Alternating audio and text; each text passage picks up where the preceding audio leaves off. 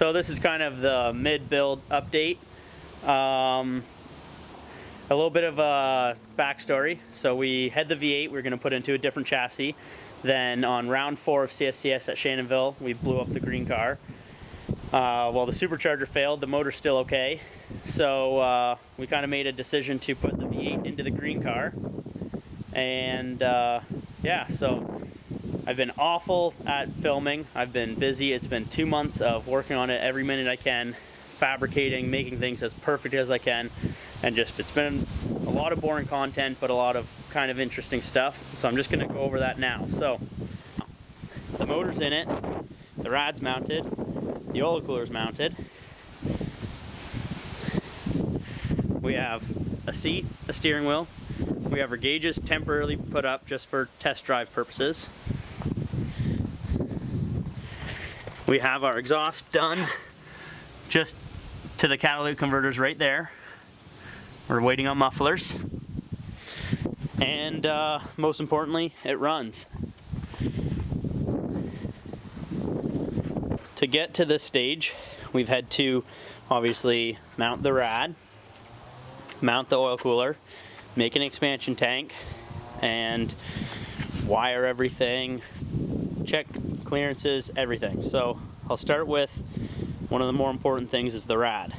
So I didn't film any of this because it was boring and kind of hard, but it's a very simple setup. It's just L bracket that's bolted sideways into the frame rail. That comes down into a cross brace and is then supported here, if you can see, with another little guy coming out to the frame rail again. So it cannot move, it's solid, it's not going anywhere. On the bottom of the rad, we had to weld tabs. On the top of the rad, we had to weld these little tabs. And so that's one of the mount points directly to the car. That's the mount point, a bolt through into the, with a nut on the back side of the rad. And everything has spacers. See there where the bolt goes through, everything has spacers welded into it. So if we were ever at the track and took it apart, we wouldn't be dropping washers or anything. So it is as simple as I could make it, essentially, in the first try. We have a single fan on it because we had 2 fans off the old setup, but the old setup had the tanks on the top and bottom, so it had a bit wider of a core. So we were able to fit them side by side. On this it was a little tight, so we have 1 fan on the rad. And the rad itself is a Griffin universal fit, geared towards the LS, with the inlets and outlets on the same side. And then it's a, I guess you'd call it a dual pass. It goes across the top, loops at the other tank, and comes back down to the other one. And that is a very efficient setup with just the way the cooling will help. You pretty much cool down the hot and then cool down the cold again. We had to, this is, I don't even know what this rad hose is off, but I just found one at the parts store that looked like it was what I needed, cut it to shape. It worked well. The factory, well, like the LS thermostat housing, I had to cut, and you can see pie cut and weld, and that took way more time than it should have, just to snake it down and have a straight low coupler. We now needed an expansion tank because here's the rad cap for the Griffin rad. It's lower than, you can just see, it's lower than the tallest point of the motor. So we couldn't use that as our pressure point because air wouldn't bleed out of it.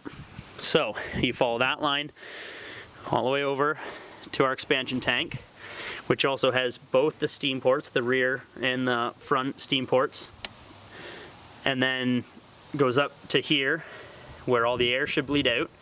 It has a pressure cap on it to the factory overflow, so when air gets pushed out, water can get pulled back in, and then the water can go out the bottom back directly into the lower rad hose to replenish the system after air and other coolant is pushed out the top. So that's the cooling system for water. Cooling system for oil. This is a derail or derailleur or whatever you want to call it, universal fit oil cooler. It has a little fan on the back, which is pretty neat. I had to, again, cut and weld the bracket onto it, mount to the front of the car. The oil lines are all Vibrant Performance stuff. It runs right down in here, down through there with heat shield on it. And I don't know if you'll be able to even see. The lines go straight into the top of the block, and that has our oil, the factory oil pressure, like the Miata oil pressure sensor to make our gauge work, and our oil temperature sensor in that. And we even had to drill and tap those because they usually come out the side, which would have hit the headers. You can see that's pretty tight in there. So that's our oil cooler setup. The catch can, just straight off the head. This line needs to be cut, but we put it there just for running it. This intake will not be what's on it. Well, this part won't be on it. We'll have an aluminum 90 that comes out here. Filter will be over in the corner. It'll look a little bit nicer than that. That's just, again, temporary. But so that's a lot of the little things. We had to mount a Willwood Master for our clutch, and we redid all our brake lines. They all run down there. You can see it's pretty tight. That goes to our Luck clutch, which is awesome. The pedal feels great just from moving in and out of the driveway. We had to rewire pretty much the whole car. Well, we didn't necessarily have to. It was recommended, and we thought better safe than sorry. So fresh alternator wire goes up over the firewall, down, goes into the, right by the starter. I guess you can kind of see the wires. Maybe not, it's too dark. But the wires run, everything runs to right where the starter is. So again, if you can see in there, the starter's down there. So the main power wire, I can show you in the trunk, with a master shutoff in between directly from battery to starter. Then a ground directly from battery to the block right next to the starter. And with the upgraded wire, the Miata battery has no issues at all cranking over the motor. It's incredible, really, the little tiny Miata battery. So that runs all the way up the frame rails to the starter. Then the factory fuse block will gets its power straight from the starter, and the alternator charges with a wire all the way around the firewall, again, to the starter. So the motor's perfectly grounded, the starter has perfect power to it, and then everything branches from that. So it's very simple. It'll be easy to find problems if we ever have problems. And just one of those better safe than sorry. The Miata wiring might have just a little bit too much resistance for the heavy draw of the bigger starter and everything, so we thought it was just something we should do. In the previous video, I think I covered, or will be covering, what we had to do to the firewall and everything, but even that was a lot of work. That doesn't look like much, but after that, everything's repainted. The whole engine bay has been repainted, just with factory match paint by me from a spray can. And yeah, so that's the motor into the car and its accessories. The motor itself is the 5.7 LS1. It's mounted with the V8 Roadster's subframe. You probably can barely even see any of it. It's all tubular. It's a very nice piece. But when we got the kit, it was for an NA. We bought it used off a guy. It was brand new, but bought it off a guy. It was for an NA. So we had to change this bracket here for the hoop style mount. Had to match the NB rack. And this mount had to be totally revamped on the subframe for the NB steering rack as well. So a little bit of modification with that. The steering rack itself is depowered properly. The lines removed, the pistons cut out from the inside. It was actually quite simple to do, but so it's properly depowered, so it'll be a manual rack. So in terms of what the motor's spinning, it's only the water pump and alternator. It'll be super simple, very efficient. We have the long tube headers from V8 Roadsters. We have a Holly, the Sniper EFI high ram intake with all of its fuel rails, 1000cc injectors. We have a Stage 2 Brian Tooley Racing cam kit with all new lifters, push rods, the trunnion kit in the heads, valve springs, and then the heads are redone. They're polished and planed so they fit perfect, no head gasket leaks. The exhaust after the headers, if you can see, the headers come down. Right at the collector is a flex pipe, and then everything is custom by me. It goes headers, flex pipes into an X pipe all the way back, and then at the very back is the catalytic converters.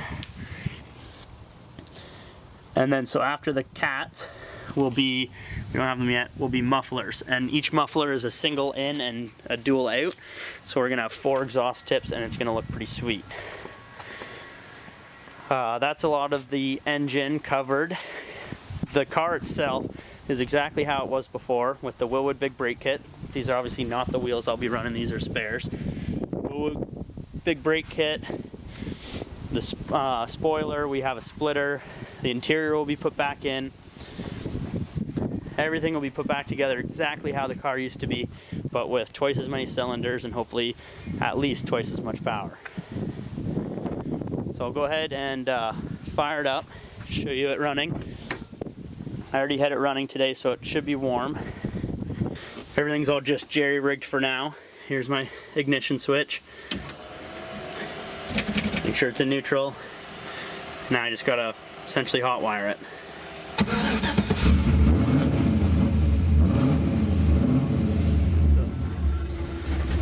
So it might not idle right away.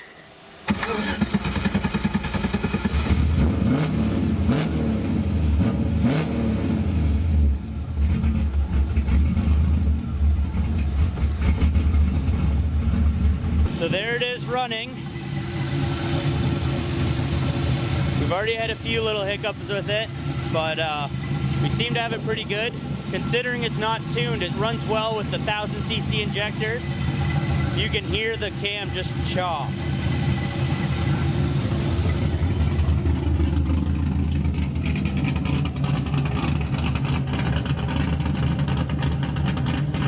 It sounds unbelievable. It revs nice and smooth. The neighbors probably don't like it.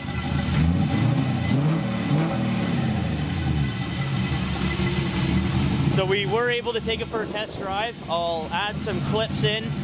At one point there was fire coming all the way like up the bumper. It was pretty wild.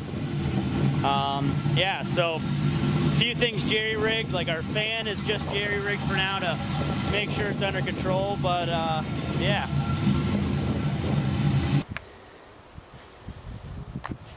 So the next steps will be to put all the factory wiring back into it so we can have our headlights wired. The fan will have wiring tied into the factory loom that will go up by the fender. So will the fan for the oil cooler. That'll all be hidden in with the factory loom. We'll get the wiring back in and we'll clean up this mess, of course. We'll mount the computer properly, mount the gauges in the dash.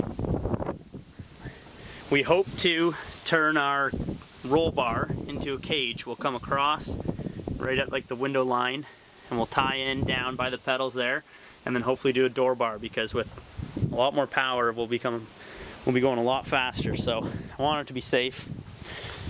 But immediately next steps will be to start tidying up some stuff so we can get closer to an actual test drive. We can't really drive it too much with no lights or anything, or no bumper, no hood. So we'll put little things like that together. We'll have to do proper ducting to the radiator. And yeah, so I'll try to be more diligent with filming everything, but a lot of this stuff has been time consuming, and I'm telling you, like in the past 2 months, hundreds of hours into this, making things as nice and clean as I can. So that was the mid-project update.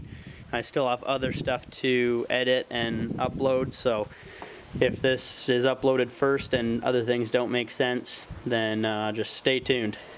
Thanks for watching.